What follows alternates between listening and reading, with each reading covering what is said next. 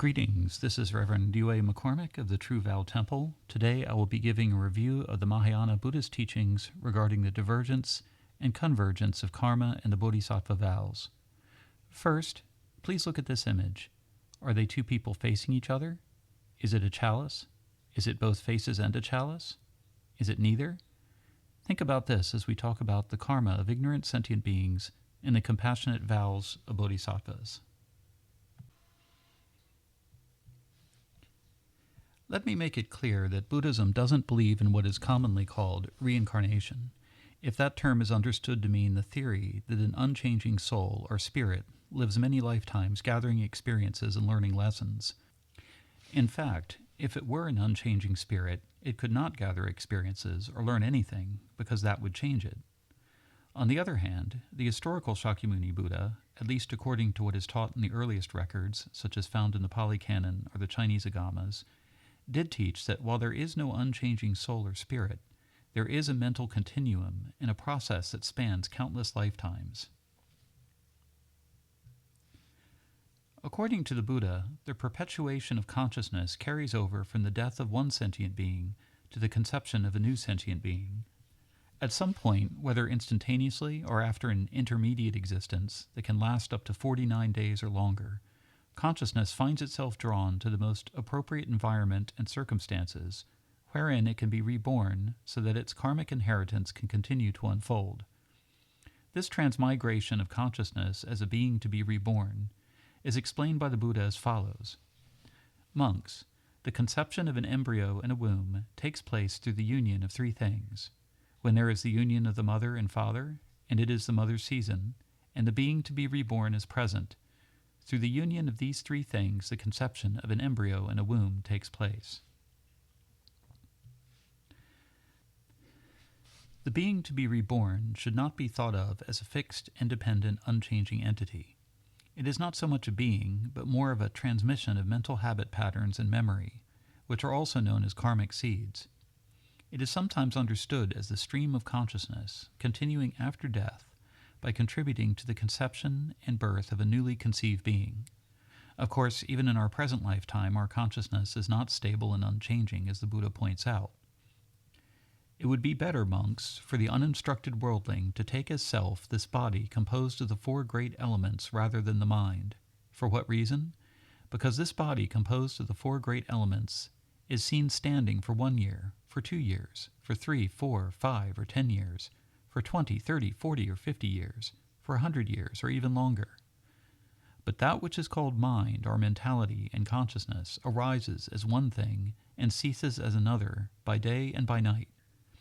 Just as a monkey roaming through the forest grabs hold of one branch, lets that go and grabs another, then lets that go and grabs still another, so too that which is called mind and mentality and consciousness arises as one thing and ceases as another by day and by night. The point is that from lifetime to lifetime, or even in this present life from moment to moment, we are not unchanging independent beings. Our selfhood is not an unchanging independent substance, but a constantly changing stream of causes and conditions supported by and interacting with other streams of causality, which are other beings in the environments we all share. Around the year 150 BCE, a king named Menander in what is now Afghanistan asked a monk named Nagasena about the differences between transmigration, another term for the reincarnation of an unchanging and independent self, and rebirth. In the following passage, Menander is known as King Milinda. King Milinda said, "Revered Nagasena, is it the case that one does not transmigrate and yet is reborn?" "Yes, sire, one does not transmigrate and yet is reborn." "How, revered Nagasena, is it that one does not transmigrate and yet is reborn? Make a simile." "Suppose, sire, some man were to light a lamp from another lamp. Did one lamp pass over to the other?" "No, revered sir." "In the same way, sire, one does not transmigrate and yet is reborn." The two flames of the first candle and the one that it lit are not the same flame, but neither are they different, as one contributed to the production of the second. What Buddhism teaches is that as the flame of one life is extinguished, it brings about the flame of a new life. I have referred to karmic inheritance and karmic seeds as the passing along of habit patterns and the memories of past lives in the deep unconscious. But what is karma? Karma is a Sanskrit word that means action and specifically refers to any wholesome or unwholesome intentional action of body, speech, or mind. All such actions are said to leave an impression or seed in the depths of our minds in what is called the storehouse consciousness. The Sanskrit word for when these karmic seeds ripen and come to fruition as an event in our lives is vipaka. So when we do something, that is karma. When something happens to us as a result of what we have done, that is vipaka. Of course, most people use the word karma for the good or bad things that happen when they should say vipaka, or the fruition of karma. The storehouse consciousness is also like a deep stream of consciousness that creates a continuity between the death of one being and the birth of another. The karma or habit patterns that compose this stream are not just something additional to us or inflicted upon us. It is what we are.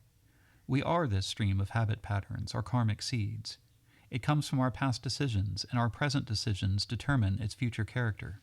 As the Buddha said, "Student, beings are owners of their actions, heirs of their actions. They originate from their actions, are bound to their actions, have their actions as their refuge.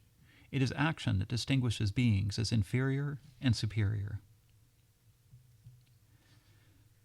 The Buddha, however, was critical of the view held by some of his contemporaries, such as other ascetic practitioners and Brahmin priests, that everything is determined by karma, including our present decisions. If this were true, then there would be no free will, and without a belief in free will, people would not be motivated to take responsibility for their decisions and the cultivation of their character. Here is what he said. "Now, monks, I approached those ascetics and Brahmins, holding the first view that ends in the doctrine of inaction, and said to them, 'Is it true, as they say, that you venerable ones teach and hold the view that whatever a person experiences, all that is caused by past action?' When they affirmed it, I said to them, 'If that is so, venerable sirs, then it is due to past action done in a former life that people kill, steal, and engage in sexual misconduct, that they speak falsehood, utter malicious words, speak harshly, and indulge in idle talk, that they are covetous and malevolent and hold false views. But those who have recourse to past action as a decisive factor will lack the impulse and effort for doing this or not doing that. Since they have no real valid ground for asserting this or that ought to be done or ought not to be done, the term ascetics does not rightly apply to them, living without mindfulness and self-control." In another discourse to an inquirer named Sivaka, the Buddha taught that there are other reasons why things happen to us, aside from just the fruition of karma. He said, "Some feelings, Sivaka, arise here originating from disorders of bile, phlegm, wind, or an imbalance of all three, are by change of climate, carelessness, assault, are the results of karma. That some feelings arise here produced as the result of karma, one can know for oneself, and that is considered to be true in the world. Now when those ascetics and Brahmins hold such a doctrine and view as this, whatever a person experiences, whether it be pleasant or painful, or neither painful nor pleasant, all that is caused by what was done in the past. They overshoot what one knows by oneself, and they overshoot what is considered to be true in the world. Therefore I say that this is a wrong on the part of those ascetics and Brahmins." In other words, what happens to us may be a result of karma, but it may also be a result of physical disease, the weather, carelessness on our part, or the actions of other people. The Buddha did not teach that everything happens because of karma. However, he emphasized it because it is the one thing that we must take responsibility for and control. Karma is our intentional actions of thought, word, and deed. The traces or seeds of those intentional actions will condition how we understand, react, and relate to everything, to ourselves, to other people, and our environment. Therefore, we must be mindful of our actions. The Buddhist teacher Nagapriya wrote a book entitled Exploring Karma and Rebirth. In it, he explained how the discourse just cited in the last slide was later formulated into 5 interrelated kinds of dependent origination. While the schema outlined in the Molaya Sivaka Sutta is a bit obscure, Buddhist scholastic philosophy, known as Abhidhamma, classified 5 modes, technically known as niyamas, of dependent origination. These modes are physical, inorganic, utu niyama, biological, bija niyama, non-volitional mental, mano or chitta niyama, ethical, kama or karma niyama, and spiritual, dhamma or dharma niyama. In other words, the law of cause and effect has 5 types that contribute to life as we know it: physical and organic, biological, non-volitional mental, ethical or karmic, and spiritual or dharmic. The Buddha also taught that because of our karma, that is to say, our habitual patterns of thinking, feeling, speaking, and acting, we will find ourselves undergoing rebirth in terms of 6 paths or destinies. In the past, this was understood literally, though it was also related to as states of mind or life conditions. These 6 destinies are those of hell dwellers, who are consumed by rage and hatred, hungry ghosts, who are consumed by craving, animals, who are characterized by their ignorance and impulsiveness, asuras, are fighting demons, who are conceited and competitive, humanity, who are capable of being calm, rational, and ethical, and the gods, who are peaceful and benevolent. This process of cyclic rebirth among the 6 destinies is called samsara in Sanskrit. It is also called transmigration with differences and limitations, in Japanese bundan shoji, which is compulsory rebirth within the 6 destinies, wherein sentient beings are differentiated and limited by the effects of their wholesome and unwholesome karma. Now let us leave aside karma niyama, the law of cause and effect pertaining to good and bad causes and their rewards and retributions, and look at dharma niyama, the law of cause and effect pertaining to the workings of dharma. In dharma niyama, causes are not just good, they are selfless. In other words, one acts in a wholesome way, not to get a reward, but to bring about liberation from the cycle of birth and death, with its rewards and retributions. The bodhisattvas in particular make the compassionate cause to attain Buddhahood, or unsurpassed complete and perfect awakening, so that all beings can be liberated, not just themselves. This is called the original vow, or in Japanese, hongan. The Sanskrit term purva pranidhana can also be translated as prior vow. The Chinese ideogram hon means original or initial, while gan means desire or wish, and is taken to mean vow. It refers to the original vows of a bodhisattva that are made when they are first generating the thought of awakening. Connected with the original vow are other sets of vows used in Mahayana liturgies to express the aspirations and determinations of bodhisattvas to attain Buddhahood in order to save all beings. As with most schools of East Asian Buddhism, in Nichiren Shu, we use the 4 great vows that can be traced back to an apocryphal Chinese sutra of the 5th century called the Sutra of the Jeweled Necklace of Bodhisattva Practice. These vows were initially popularized by Tiantai Jeri, the 6th century founder of the Tiantai school in China. These vows are: sentient beings are infinite, I vow to liberate them all. Defilements are innumerable, I vow to resolve them all. Dharma gates are inexhaustible, I vow to know them all. The way of the Buddha is unsurpassed, I vow to become it.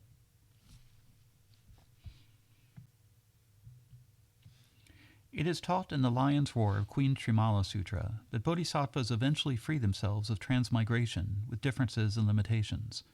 They are no longer compelled by greed, hatred, and delusion to undergo the cycle of rebirth among the 6 paths. However, out of compassion for all beings, they continue to appear within the 6 paths while undergoing transmigration with change and advance, in Japanese, Hennyaku Shoji, the rebirths taken up by bodhisattvas in order to accumulate the merit and wisdom needed to attain Buddhahood. According to the Buddha, when he was sitting beneath the Bodhi tree on the night before attaining Buddhahood, he was recollecting all his past lives, surveying the passing away and rebirths of all beings, and finally realizing the 4 noble truths based on what he had observed and reflected upon. The Buddha said, "When my mind was thus concentrated, I directed it to the knowledge of the recollection of past lives. Thus, with their aspects and particulars, I recollected my manifold past lives. This was the first true knowledge attained by me in the first watch of the night. Ignorance was banished, and true knowledge arose, but such pleasant feelings that arose in me did not invade my mind and remain. When my mind was thus concentrated, I directed it to knowledge of the passing away and rebirth of beings. Thus, with the divine eye, which is purified and surpasses the human, I saw beings passing away and being reborn, inferior and superior, beautiful and ugly, fortunate and unfortunate, and I understood how beings fare on according to their actions. This was the second true knowledge attained by me in the middle watch of the night. Ignorance was banished, and true knowledge arose. But such pleasant feeling that arose in me did not invade my mind and remain. When my mind was thus concentrated, I directed it to knowledge of the destruction of the taints. I directly knew as it is, this is suffering, this is the origin of suffering, this is cessation of suffering, this is the way leading to the cessation of suffering. When I knew and saw thus, my mind was liberated from the taint of sensual desire, from the taint of existence, and from the taint of ignorance. When it was liberated, there came the knowledge, it is liberated. I directly knew, birth is destroyed, the spiritual life has been lived, what had to be done has been done, there is no more coming back to any state of being. This was the third true knowledge attained by me in the last watch of the night. Ignorance was banished, and true knowledge arose. Darkness was banished, and light arose, as happens in one who dwells diligent, ardent, and resolute. But such pleasant feeling that arose in me did not invade my mind and remain. It certainly seems as though karma niyama and dharma niyama are very different. One is a process of limited rewards and retributions as a recompense for karma generated by ignorant sentient beings within the 6 destinies or paths. The other are the compassionate vows of bodhisattvas, who are free of the 6 paths but remain to liberate all sentient beings and to eventually attain Buddhahood so that they will be best able to accomplish their mission. According to the Buddha's teaching in the Lotus Sutra, however, these 2 processes converge. In that sutra, the Buddha says, "When my disciples show themselves to living beings as having the 3 poisons, or the attributes of distorted views, they are liberating living beings with these skillful means." In other words, bodhisattvas use skillful means of teaching the Dharma by appearing as ordinary men and women with the 3 poisons of greed, hatred, and delusion, and limited by distorted views. Likewise, ordinary sentient beings may be bodhisattvas who are unaware of their true mission. This points to one of the deeper teachings of Tiantai and Nichiren Buddhism, the mutual possession of the 10 realms. It is too complicated to explain it all in this talk, but basically, it means that the 6 paths of ignorant beings, from the lowest hell to the highest heaven, and the 4 noble states of enlightened beings, disciples of Buddhas, privately awakened ones, bodhisattvas, and Buddhas, are not separated from each other. All include the others. Even a hell dweller has a seed of Buddhahood, and even a Buddha compassionately embraces and appears to hell dwellers in ways that will help them and that they can relate to. This means that the workings of karma and the unfolding of the compassionate vows of awakening and awakened beings converge and interact in our daily lives, though often in ways that may be too profound for us to immediately realize. Are karmic actions and dharmic vows different? The same? Neither? Is this image on the screen 2 people facing each other? A lamp? Both? Neither? Reality is never just one thing, but neither is it nothing. How do we choose to relate to it, to ourselves, to others? In the Visuddhimagga, or Path of Purification, a very important manual of meditation and systematized Buddhist teaching in the Theravada tradition that was written in the 5th century, there is an instruction for recollecting one's past lives as the Buddha did. It says, "So a monk, who is a beginner and wants to recollect in this way, should go into solitary retreat on return from his alms round after his meal. Then he should attain the 4 meditative absorptions in succession and emerge from the 4th meditative absorption as a basis for direct knowledge. He should then advert to his most recent act of sitting down for this purpose, next to the preparation of the seat, to the entry into the lodging, and so forth." Further on it says, "The knowledge that arises in him then, together with that consciousness, is called knowledge of the recollection of past life." What this instruction means is that practitioners should calm and focus their minds, perhaps on the breath or a mantra, to the point where all disturbance and distraction has fallen away. Then they should try to remember their lives backwards, starting with when they begin their meditation, all the way back to their birth and beyond. Of course, this is easier said than done. It is probably more useful to reflect on one's life events, experiences, and choices, and where they have brought you. What helped you find your purpose? What distracted from it? What brought you here to this moment? Is this where you want to be? Are you doing what you want to be doing? What are you drawn to? What do you resonate to? What is your unique place in life? By reflecting back on one's life, you may or may not remember a past life, but more importantly, you may see the patterns of your karma and may realize what your true intention or vow in life is or could be. It is said that if we want to know what we did in a previous life, look at what is happening to us now. If we want to know what will happen to us in the next life, look at what we are doing now. Setting aside past or future lives, we should reflect on and take care of this one in a similar way. What have we been doing, thinking, feeling, dwelling on, and how has that contributed to what is happening to us now? What are we thinking, feeling, dwelling on, and doing now, and how will that impact our future? An anonymous 19th century English aphorism makes a similar point. We sow a thought and reap an act. We sow an act and reap a habit. We sow a habit and reap a character. We sow a character and reap a destiny. I now bring this talk to a close. I look forward to your questions and comments. May the merits of this talk on the Dharma extend universally to all so that we and all living beings together accomplish the Buddha way.